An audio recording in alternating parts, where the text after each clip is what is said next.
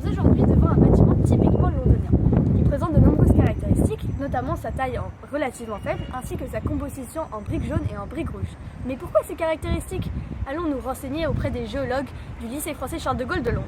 Allô, Mia, Zoé? C'est une très bonne question, ça, Isis. Comment explique-t-on le fait qu'à Londres, les bâtiments sont majoritairement construits en briques? C'est très pratique d'utiliser les ressources locales. Donc, on peut supposer que sous nos pieds, on a le composant majoritaire de la brique, l'argile. Londres, située dans le sud-ouest de l'Angleterre. Et nous allons vérifier, grâce à une carte géologique, qu'on trouve bien de l'argile à proximité. Sur cette carte géologique, on distingue plusieurs couches géologiques en différentes couleurs. Londres qui se situe ici et sur la couche marron qui correspond au London Clay, c'est-à-dire l'argile de Londres. C'est entre moins 56 millions d'années et moins 49 millions d'années que s'est formée cette argile. Et d'ailleurs, dans l'argile, on a retrouvé des fossiles marins. Et d'après le principe d'actualisme, on peut dire qu'on a utilisé le résultat d'une sédimentation marine pour construire les bâtiments de notre ville, dont notre lycée. Tiens Zoé, qu'est-ce que tu as ici? Ici, j'ai du granit, de la craie et un flacon d'acide chlorhydrique. Et qu'est-ce que tu vas nous faire avec tout ça? Nous allons poser quelques gouttes sur la craie, composée de carbonate de calcium, ensuite sur le granit, qui n'a pas de carbonate de calcium. Montrez-nous Zoé.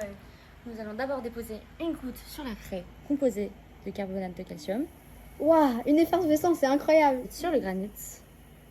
Tiens, il n'y en a pas ici. Ça veut dire qu'il n'y a pas de carbonate de calcium. Donc l'acide chlorhydrique est bien un marqueur de carbonate de calcium dans nos roches. Allons voir s'il y a du carbonate de calcium dans les briques du lycée. Normalement, les briques rouges ne commencent pas de calcaire. Donc si on met de l'acide chlorhydrique sur la brique, on ne devrait pas obtenir d'effervescence.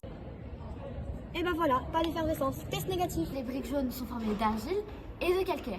Nous allons tester voir si ces briques comportent du calcaire grâce à l'acide chlorhydrique. Et bah c'est alors, il n'y a pas eu d'effervescence. La brique jaune, c'est principalement de l'argile et une toute petite partie de calcaire. C'est pour ça que tu n'observes aucune effervescence. Pendant qu'on faisait notre expérience, Néa nous préparait quelque chose au laboratoire.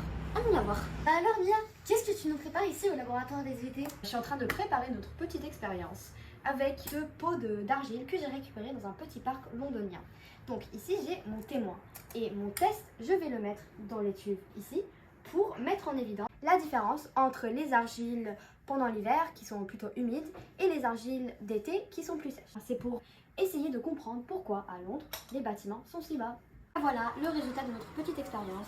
On a ici le témoin qui n'a pas été changé et le test qu'on a placé dans les tubes. Dans les conditions de notre expérience, on a donc réussi à démontrer le gonflement et la contraction de la... Ceci explique donc le fait que ici à Londres, les bâtiments sont peu élevés.